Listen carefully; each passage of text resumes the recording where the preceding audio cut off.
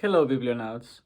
Why read the Dialectic of the Enlightenment? That is a simple question. Generally, the answer would be because it's worth it, because you enjoy it, right? But reading philosophy is very different from reading other kinds of books.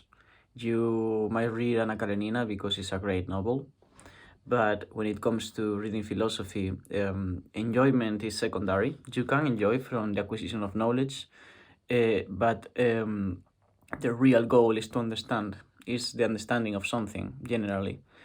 Uh, Along those lines, one can then ask what is there to understand on the dialectic of the Enlightenment. And the simple answer is what went wrong. That is already to assume that there is something that has gone wrong. If we look back, we are all familiar with the Enlightenment. We've all heard it being called the century of the lights. We have an idea. I think we all heard about Kant's assertion, sapere aude, dare to know, which is associated with a moment in the 18th century when reason was finally embraced, and that somehow gave freedom to people. Subjects became citizens. The secularization allowed for a greater freedom for individuals, no longer under the commands of religious values or any form of dogma. Dogmas could be questioned, right? There is a really short essay that Kant wrote, probably the most readable thing he's ever written, which is not to say a lot, but it's still readable and very, very, very, very short. So, and it's incredibly important in terms of like the history of philosophy and everything. So I recommend you to read it. I think Penguin Classics too made a really nice pocket edition and a paperback, and I think it's still in print, so you could definitely get that and give it a read to get an idea of the hegemonic, the most like conventional idea of what the Enlightenment was. Now, if the Enlightenment was the century of the lights, the moment of greater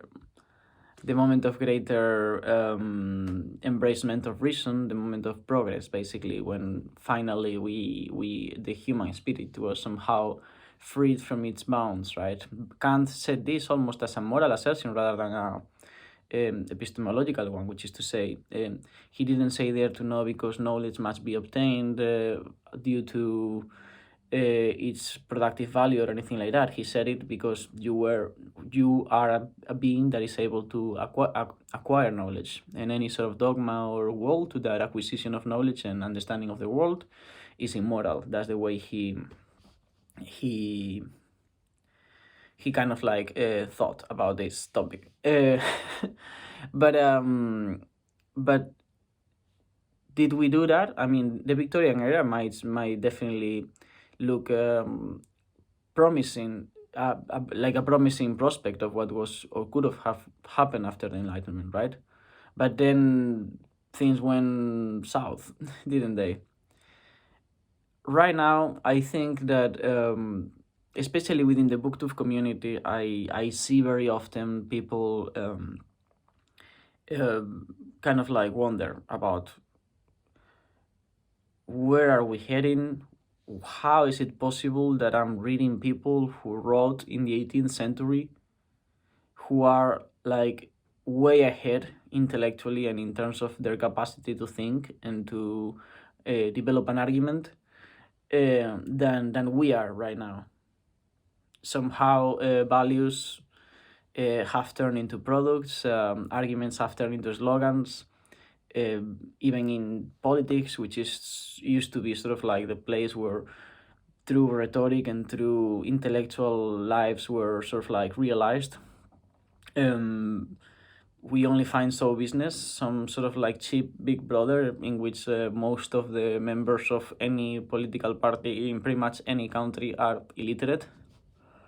And that, I mean, I that's definitely makes me wonder, right? How is it possible that if the Enlightenment sort of like make this change happen and it was so self-aware of it, how is it possible that that we've gone backwards? We are more medieval now in some ways.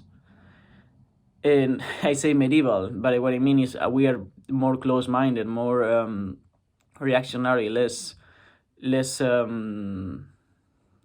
literate than a century ago, 2 centuries ago, and keep going before. Especially as a society, our values have not only changed, they have been sold. Uh, there is not even an event as significant as a massive genocide happening in Palestine is really treated as what it is. It's just show business. All we get is a simulacra, is a stage acting. All we get from reality right now is different products. Everything is sort of like dumbed down to the masses and then sold in a series of simplified arguments that somehow lead to a conclusion that will end up buying the latest product on whatever ideological conclusion or whatever material good they are trying to sell. So we wonder that now. But Adorno and Horkheimer, when they wrote this book, they were in a even worse landscape. They were in the middle of Soviet totalitarianism and German fascism, with the recent memory of 2 world wars. So they had even more reasons to be pessimistic. They had a more recent memory, and they were definitely more aware of what the Enlightenment was. They pretty much, they were not that far from the Victorian era itself, which had like produced the greatest scientific and literary and artistic innovations and productions of history. And then yet they look around, and what they saw is concentration camps, war, death, technology used for anything else but the realization of the human project. In the first page of the book, in the prologue of the Dialectic of Enlightenment, I think, no, not in the preface, in the first page of the introduction, they said, "We had set ourselves nothing less than the discovery of why mankind, instead of entering into a truly human condition, is sinking into a new kind of barbarism. Why, instead of entering into a truly human condition, we are sinking into a new kind of barbarism.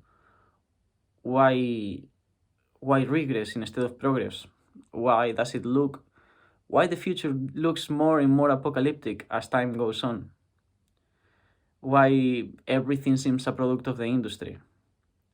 And human minds have turned bidimensional. Where are we headed? And what went wrong?" That is what this book tries to answer. I'm not gonna say that it manages to answer it, because my memory of having read this book is vague. I don't remember deeply the book. I remember being convinced by it, but that is me 3 years ago. I am a different person now, and I have a different cognitive capacity and linguistic capacity to read in English as well. There are far deeper videos about this topic in YouTube. I will link some of them in the description during the read along. I'll probably be making 1 or 2 videos a week starting from next week.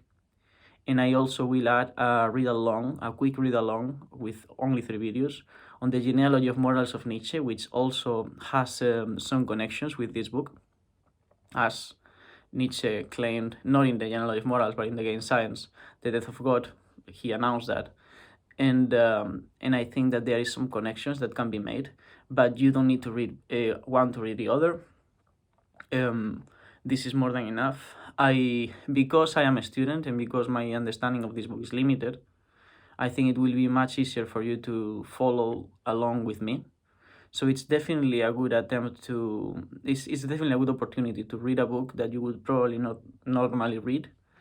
And then if you want some more advanced content, I will link the content that I consume as supplement to the reading in each of the videos of each of the sections of this book, so that you are able to both get the the basic student misunderstood, misread an improvised, very improvised version of this, and then there were sort of like more well digested podcasts and lectures and conversations that I might find in English speaking YouTube. If you wanted also content in Spanish, you could ask me in the comments, or I have my link in my info of the channel, my not my link, my email, so you could also contact me over there.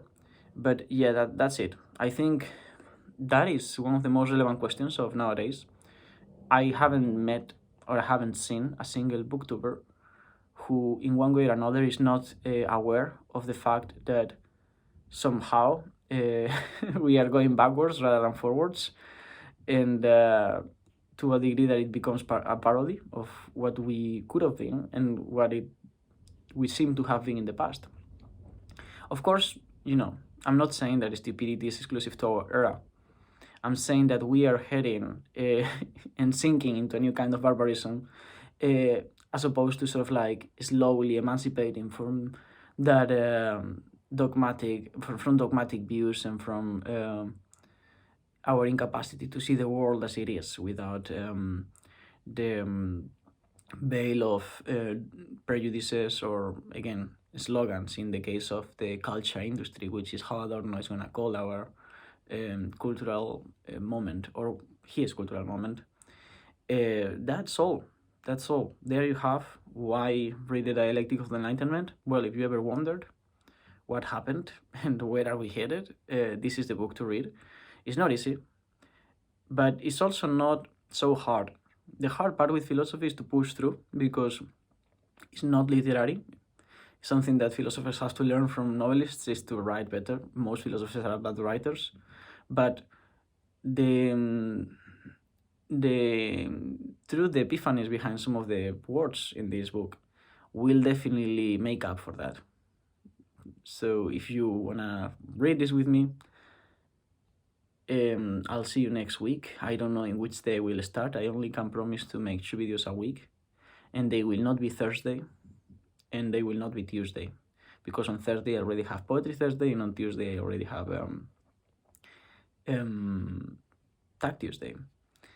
So yeah, I hope to see you on the other side for the read along of the Dialectic of the Enlightenment, which will take approximately 3 weeks, I'd say. Bye, Booktube.